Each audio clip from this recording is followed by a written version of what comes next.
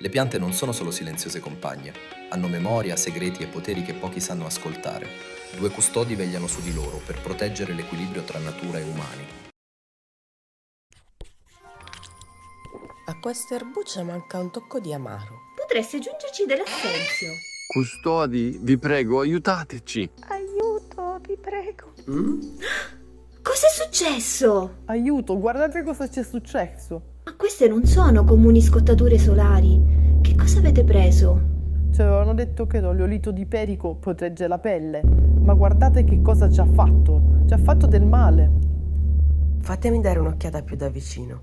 L'iperico contiene ipericina, aumenta i danni della luce solare. Non potete spalmarvi l'oleolito e uscire nei campi. Aspetta però, l'oleolito di Perico non è sempre dannoso.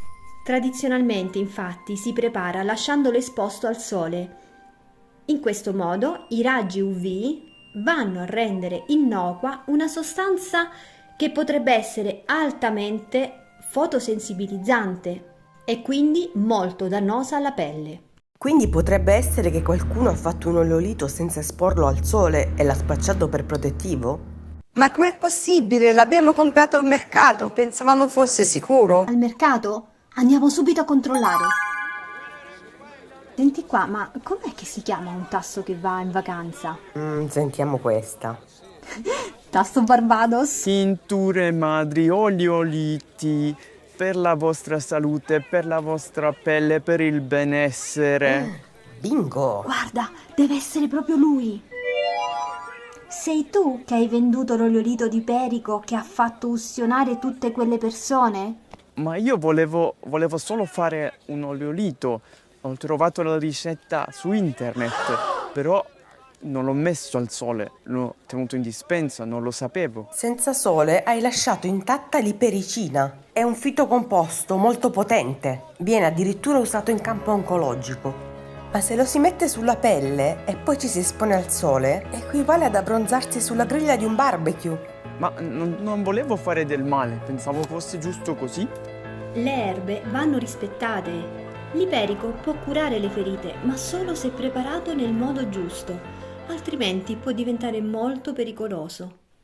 Le mucillagini della malva leniscono e i flavonoidi della calendula rigenerano. Nessuna magia, solo chimica. Sono i fitocomposti che fanno il loro lavoro. Questo unguento calmerà sicuramente le ustioni.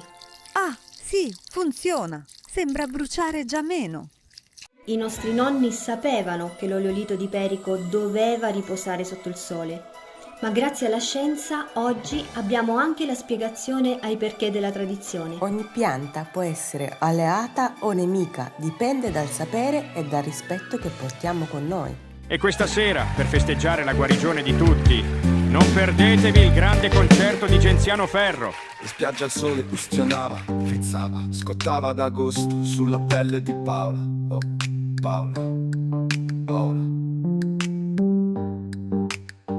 Le lenzuola quella sera dolevano, cercava sollievo, chiamava 200 santi e invece lei l'ha bloccata dentro il letto.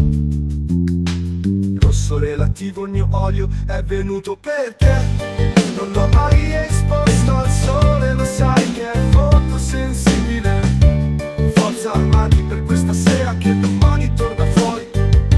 Se non ti esce perché vuoi qualcosa di più facile. Il fito complesso c'era ma l'ipericina spariva solo con i raggi UV. Di notte si dileguava, anche l'erba escapava. Oh, oh.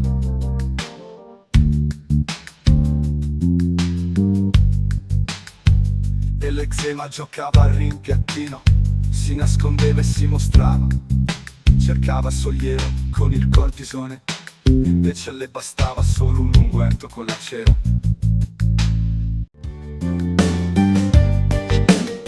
E non riposi più, yeah. Solo l'iperico e può toglierti la pena corpo e anima.